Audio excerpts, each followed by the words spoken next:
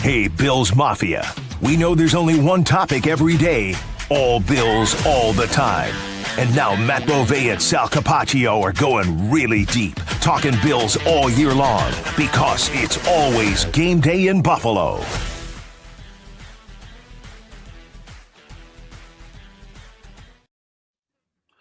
Well, while my co-host is frolicking around Italy, we are here to talk some fantasy football. What's going on, everyone? Another episode of It's Always Game Day in Buffalo. Matt Bovee joins today by Faraz Siddiqi, the founder of Upper Hand Fantasy. We got a bunch of fantasy stuff we're going to talk about, how it relates to the Bills as you're getting ready for your drafts. You know, that season is quickly approaching. In a group message with my buddies, and they already just said, hey, we got to figure out next week draft picks. We got a month to try and trade them. And hey, it's like the end of summer is kind of close, which is a little bit scary for us. Yeah, 100%. It really is. It's going by so quick. And this is honestly my favorite time of year when it comes to fantasy because, you're kind of making your claims. You're kind of, putting your stake in the ground on certain players. And, this is the time of year where you can just be excited for your team, right? And there's no games being played, right? So it's either all downhill from here, depending on, which team you're rooting for.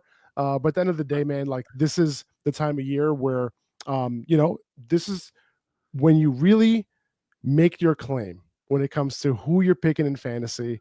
So I'm excited. I'm excited to talk about it. Let me ask you this. Are the Bills an interesting team from a fantasy football perspective, or are they a boring team? It's funny because they're one of the best offenses in the NFL. You would think that this is a team that you want to, get a lot of fantasy players from, but that's not the case, right? It's, Josh Allen and then everybody else. And you would expect an elite quarterback like Josh Allen to just prop up, a ton of fantasy wide receivers, right? And like they're all super fantasy relevant. But last year, it was really just, Khalil Shakir as being the guy, right? Dalton Kincaid, a little disappointing because Dawson Knox is still in the picture. But yeah, it's really all about Josh Allen at this point from a fantasy perspective. It's kind of a one-man show. Let me ask you this, though. So when we'll start with Josh, because it's probably the most, it is the most fantasy relevant person on the Bills. You think he's quarterback one? Would you put Lamar ahead of him? Is there Jalen Hurts? Does he go ahead of him? Like, how do you think he stacks up in kind of like the quarterback fantasy hierarchy? It's really a 1A, 1B between him and Lamar Jackson. The one thing that Josh Allen has over Lamar is his rushing inside the 5-yard line and near the goal line. Lamar had 0 rushes inside the 5-yard line last year, which is absolutely insane. You compare that to Josh Allen, who had more goal line attempts than James Cook last year, right? So he's really the goal line back, in addition to him being, the primary, the guy who touches the ball on every single play, right? So in terms of the goal line, in terms of red zone usage, it's interesting. Like you would think Lamar would be, a huge threat in the red zone with his legs, at least scoring touchdowns. But that's where Josh Allen, really takes the cake. Is Josh Allen one of the safest players you can draft in fantasy football? Probably, you know what to expect from him. He has the ceiling. He led all quarterbacks last year in top 2 finishes. So Josh Allen is one of those guys who, you know what you're going to get. Now, last season, it was kind of all over the place, right? Like he wasn't the most consistent fantasy football player, but a lot of that had to do with like the Bills game scripts, right? They would go up in some games and you didn't really need a whole lot of Josh Allen. It was a lot more James Cook, so it is what it is. A lot of these games where they just end up blowing out teams early, there isn't that much of a need for Josh Allen, to create plays and make plays. In Buffalo, a lot of people who are listening to this podcast, watching this podcast, they're either based in Buffalo or they love the Buffalo Bills, and understandably so. So Josh will probably be overdrafted by some people who are listening to this or watching this, and that's totally understandable. But what's too high, right? I know it depends on your format, but for just like a traditional fantasy football league, where do you take a quarterback? Do you do it early enough to take Josh, or do you wait and try and get one of those second-tier guys? I get the comfort level that you get, and you're at ease when you have a quarterback like Josh Allen or Lamar Jackson that you just know who you're rolling on every single week. You don't have to stream these guys. I get it. But here's the thing. It's really about what you're giving up in the 3rd round, for example. When you're taking Josh Allen there, which is where he's being taken in most drafts right now, that's a little high, right? Now, is he worth being taken there? Yes, he is. But you're giving up on some major players, right? You're giving up on guys like Devontae Adams, who just went to the Rams. You're giving up guys like Rashee Rice, who could be Patrick Mahomes' number one wide receiver this year. You're giving up on some serious playmakers at positions that offer a little bit more of a positional advantage at the position opposed to quarterback, where yes, you are getting that advantage, but just like last year when we waited to take Jaden Daniels in the 10th or 11th round, who has that rushing ability. This season, there are other quarterbacks who you could potentially wait for, like Justin Fields potentially, like not Jaden Daniels, but that was last year. Justin Fields, like Drake May. I know a lot of Bills fans are like, oh, wait, hold on a second. You're naming a Jets quarterback, you're naming a Patriots quarterback. It's not what we want to hear. But these are the guys that have these rushing chops that we should expect to get even better this upcoming season. All right, so we started with Josh Allen. Let's go to probably the second most fantasy relevant person on the Bills roster, and that's James Cook. Last year, 16 rushing touchdowns. He's in the middle of whatever this is. I don't know if it's a contract dispute or, it sounds like he's going to just probably play the season, and then maybe either they move on or they decide to keep him. So I'm not necessarily concerned from that standpoint about availability, but it feels like touchdown regression is very real. Like, I don't see 16 rushing touchdowns again, especially if this is a player they're going to let walk. Like, they will give those carries to somebody else. But is he still a top 15 running back? Is that too high? Where do you see him? For the amount of opportunity that James Cook gets on a weekly basis, he's more of a low-end RB2. And if you just look at the opportunity, we're talking, RB 20 to 24 range. Mm-hmm. However, because he's on the Bills offense, he gets propped up, right? And, rightfully so. It's a great offense. They're starting running back on their offense is going to score a lot of fantasy points. But I 100% agree with you. A touchdown regression is fully in the cards here. If you look at all the running backs who had the same amount or 15 plus touchdowns, let's say, on the ground, they all were right near the league lead in goal line attempts. Not only that, all those running backs, they had 300 plus rushing attempts, right? They averaged 300 plus rushing attempts. James Cook only had 205, 206 last year. So when you look at the volume and you look at the number of touchdowns, you really want to chase volume, overall goal line usage. Josh Allen, again, like I said, had more goal line attempts than James Cook last year. That's going to come down significantly. And he was one of the running backs last year who had the highest percentage of his fantasy points come from touchdowns. And that's not something you want to chase. Are any of the other guys in that backfield, Ty Johnson, Ray Davis, are they draftable players? Or are those players that will be available, down the road, ultimately if something does happen to James Cook? I think Ray Davis is somebody that we could take shots on, especially in deeper leagues. In most leagues, he's not necessarily being drafted, but he's definitely somebody that we should be looking into as a potential running back who could take over, if James Cook were to go down. Not only that, is there a little bit of potential standalone value with Ray Davis? Now, we haven't seen it yet, but we've seen flashes with that when he's gotten the opportunity, he's performed pretty well. And that's not a huge surprise because in college, he was a very efficient player. So now you're looking at somebody who can complement James Cook's skill set, in terms of James Cook being very good in the receiving game, very efficient. And can you imagine what James Cook could be, in a 1B type of role where he's limited in touches, but being put in space and being put in opportune situations? Like, I think Cook can even become more efficient, in terms of a yards per touch, yards per carry, yards per reception, type of situation. So I personally Ray Davis is somebody who I think can elevate this running game if he were to get some opportunity. Now, am I drafting him? Maybe not, but I wouldn't be surprised if he's given a sizable role at some point this year, especially given James Cook contract situation. Yeah, and I mean, James Cook missed that one game last year against the Jets, Monday Night Football, and Ray Davis was exceptional for the Bills. Like, he was, besides Josh Allen, their most impressive offensive player that game, and is a big reason why they won the game. So it feels like that's a player who's scratching the surface, but just doesn't have the opportunity that you need to be fully fantasy relevant. Yeah, 100%. And it really comes down to now, if we're going to project, Ray Davis, we're not going to project him for a whole lot this year. Sure. But the range of outcomes, the high end of the range of outcomes is him having a standalone, value on this offense for fantasy. Now, that could come at the goal line, potentially. That's what I thought they were going to do last year. But James Cook was the primary goal line running back, where I thought that Ray Davis could be, that guy, right? And who knows? They could potentially do that this year. Maybe they want to, with all these contract talks with James Cook, maybe they end up involving Ray Davis. We'll see. So then we go to Dalton Kincaid. Well, let me actually ask you this. Who is more fantasy relevant, Dalton Kincaid or Khalil Shakir? Because I was debating in my head who would be kind of the hierarchy, how we would go. Who is the more fantasy relevant player? Yeah, it's Khalil Shakir at this point. He was simply Josh Allen's number one wide receiver last year. He was the most dependent on. You would hope that Keon Coleman could take that next step. For me, like based on what I saw last year, based on his deployment, it's not overly promising. I wish they could change the roles, but we could talk about that in a second. But with Dalton Kincaid, I think Dalton Kincaid could potentially be, a very, very, very good, even potentially elite fantasy tight end. However, with Dawson Knox there, the way that they're deploying these tight ends is that, they're kind of sharing roles. They're both running routes. They're both staying into block. They're off the field, at times in 11 personnel. So when Dawson Knox and Dalton Kincaid are sharing the field and sharing those routes, you kind of want a tight end to be running a route on about 80 to 85% of a quarterback's dropbacks.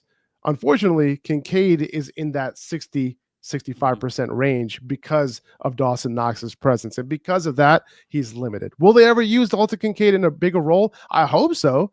He could be dynamic if he's being used. But that's really what it comes down to, the usage. They have to figure out. Dalton Kincaid is such an interesting. Dalton Kincaid and Keon Coleman, I think, from just a football standpoint, are probably the two biggest X factors for the Bills as we head into this season to try and figure out what they are. Right, like they're the top picks that they've made in each of the previous two drafts before this last one. Offensive weapons for Josh Allen. Book is still out on Keon Coleman just because it's so early. But I mean, Dalton Kincaid, year one, 91 targets, 73 catches. So I think people are feeling pretty good about that. Last year, 75 targets, goes down from 91 to 75. Some of that's the availability, that's the injuries, but like I think that's a player they almost have to get more out of, which to me makes it feel like, what is it called? Like the post hype sleeper, right? Where after everybody was so high on him, now all of a sudden he kind of bounces back into what we thought he was going to be.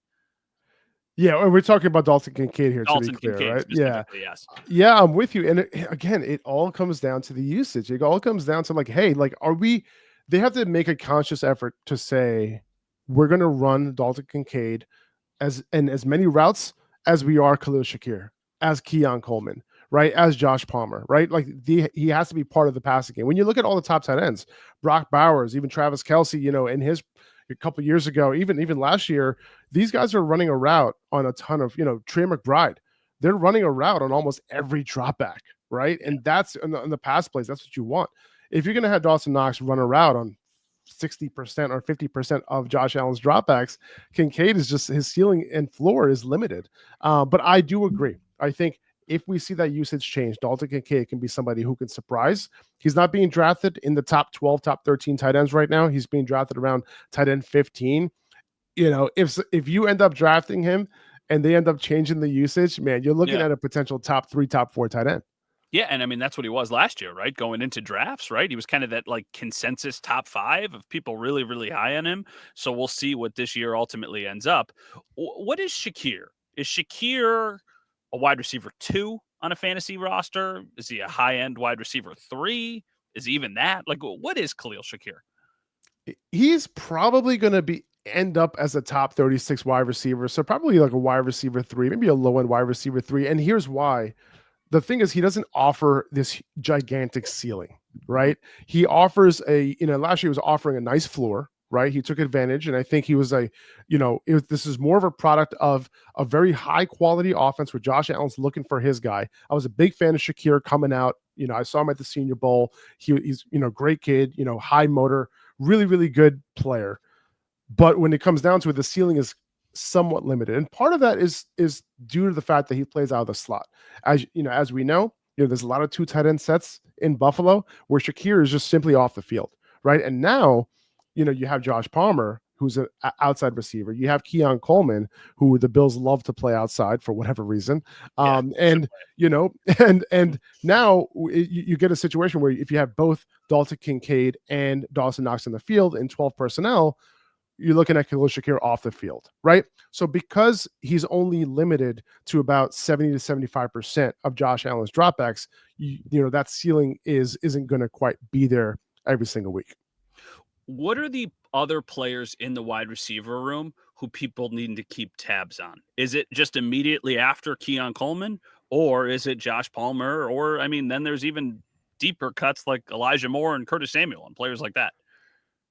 I'm so happy you asked this question, Matt. My guy, Elijah Moore. Let's go. I love it. I love it. I love it. Elijah Moore is he's somebody that, he was drafted in the second round by the Jets, right? And he was one of those players who's always crafty, extremely good route runners, extremely good separator. If you're looking at this team right now, at this wide receiver room, I don't know if you can name a better separator against man coverage than Elijah Moore. It's between him and Josh Palmer. Yep. And I would put my money on Elijah Moore. So when you look at that, okay, now what has this wide receiver room needed? It's needed somebody who can separate against man coverage. They just didn't have that guy, right? Curtis Samuel was potentially that guy maybe a few years ago. Very disappointing. A couple of years in Buffalo, from my perspective, I thought he could have done a little bit more, especially with an OC who had really good success with him a couple of years ago, several years ago in Carolina. But anyway, I do think Elijah Moore is somebody that we should be paying attention to. When I put together a list of like last round fantasy picks, especially in deeper leagues, Elijah Moore is going to be, on that list. And even on, for example, like what I like to do sometimes is I like to look at, all right, who's the guys, going into week one, right? Who are the guys who would I not be surprised if they had a big week or bigger role than we thought, right? And, who am I going to keep on that little starred watch list, right? On my fantasy team, on waivers. Like he's going to be on there because I wouldn't be surprised if you're looking at this wide receiver core, you're looking at, okay, well, where's Josh? Is Keon Coleman going to play the X, or did they bring Josh Palmer in to do that, which I think they did? Okay, cool. So like now Khalil Shakir probably play the slot. Okay, now where does Keon Coleman fit, right? Is he going to play the flanker role? And where does, there's a little bit of, there isn't a lot of these roles set in stone, in my opinion, right now. So we'll see where that rotation ends up being. But I think Elijah Moore can make a bigger impact than people think, at least right now. I think that, like a couple people are conducting the Elijah Moore hype train. They're, just really getting, I feel like I'm one of those people just because I think the role on the offense, it's more for the actual football than for the fantasy side of things. But I just feel like he is going to be such a good fit for them for a lot of the things that you discussed, right? It's like, okay, you've got Dalton Kincaid, you've got Khalil Shakir, you've got these guys like zone beaters. Great. Awesome. But who are your man beaters? So it feels like that's kind of how they constructed this thing. And it's very intentional. It's very interesting to me. It does seem intentional, especially bringing in Josh Palmer as well. And, Elijah Moore never had a good quarterback, in his career, basically. Last year when Jameis Winston, took over, and, Jameis Winston, he can get the ball to his receivers. Elijah Moore had a resurgence, during that period alongside Jerry Jeudy and alongside Cedric Tillman. So there could be something there. And not only that, you look at what Stephon Diggs did when he came from Minnesota. He was an elite separator, man beater, right? Elijah Moore, he's not Stephon Diggs, obviously, but in terms of the skill set and the type of player, in terms of like the type of player he is against man, Elijah Moore, Josh Allen's going to like Elijah Moore for a lot of the same reasons he liked Diggs. Yeah, and I mean, the age of the player, the opportunity, the value that they got for him, like Elijah Moore needs to have a good year to keep himself in this league. Agreed. What better opportunity than to go to Buffalo and play with the reigning MVP? It's too easy to ask you if you had to pick one Bill to put on your fantasy roster, who would it be? Because it would obviously be Josh Allen, but not counting Josh Allen, who would it be? I would probably go with Khalil Shakir. You kind of know what you're getting from him. He got paid. He looks like he's going to have a role no matter what. I think Khalil Shakir is going to be the guy. Like, I know when I'm drafting Khalil Shakir, I know what I'm getting. And that's a nice little floor, every single week, especially in PPR leagues.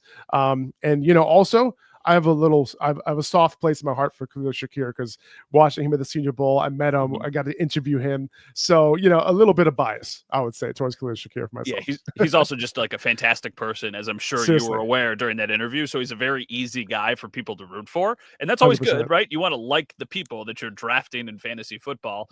You briefly mentioned Fields in May. So I kind of want to go back to who are your guys? Like, who are the players that you really like going into this year? Not on the Bills, just around the league. Who are the players that you're kind of like putting your stake in the ground and going, that's a guy I want to draft this year?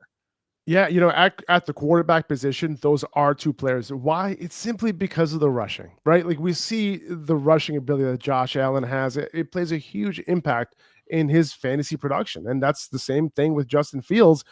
Whatever your opinion is on Justin Fields in terms of real life football, on him throwing his ability to throw the ball, at the end of the day, like he is the Jets quarterback this year. He's not going to get pulled. This is not a situation where, like last year, we always knew that Russell Wilson was lurking. That's not the case. The Jets are building around him. He has a good receiver in Garrett Wilson. He's going to be able to tuck and run it a ton. And I think that's going to be their game plan. So he could be just fine. Now, Drake May is going even later. And here's the thing with Drake May. He didn't have a real offensive coordinator. You know, he didn't have any weapons, and now he gets Stephon Diggs. They drafted Kyle Williams, who I love. They ended up now they have a real offensive coordinator in Josh McDaniels, who gave Cam Newton a ridiculous 26% design rushing share a few years ago when he was his OC. Mhm. Why do I bring that up? Last year, Alex Van Pelt. Okay, this guy needs to go to jail. Okay, he gave Drake May a 3% design rushing share given his skill set. Yeah. Despite that, Drake May still he had the fourth highest rushing yards per game at the quarterback position. Okay, so all on scrambles. So imagine what would happen if a competent OC came in and actually gave him some design rushes, just like the Bills do, right? Yeah. The Bills give Josh Allen 20% plus design rushing share. That's what they need. So that is the key to fantasy production. So that's why we're able to get someone like Drake May so cheap in fantasy drafts, because we just didn't see it happen. And I think, projecting him forward, I think it could be a huge year for him. So those are a couple guys at the quarterback position. How about wide receiver and then running back? A couple guys that you really like at those two positions. Wide receiver, man, like there's a lot of value. This is like one of those years where like you can get elite wide receivers early, and you can kind of get some supplemental guys throughout the draft, who you can get at a value. It's like Rashee Rice is somebody, who is, last year 30% plus target share in the 2 games before Mahomes kind of blew out his own teammate's knee. Like he was the wide receiver 2 during that span overall. And he can come in and do the same thing. Xavier Worthy's lurking there, but Xavier Worthy had all season long to do his thing without Rashee Rice. He came through at the end, but not like Rashee Rice came through at the end of his rookie year when he got a full-time role. And then at the beginning of this past season, I think he can really, really, blow his ADP out of the water. You can get him in the 4th round in some platforms. Devontae Adams going over to the Rams with Matthew Stafford, I think is a huge addition there. I think he could really do well. He's available 3rd, 4th round as well. So those are like kind of my main guys in the middle rounds.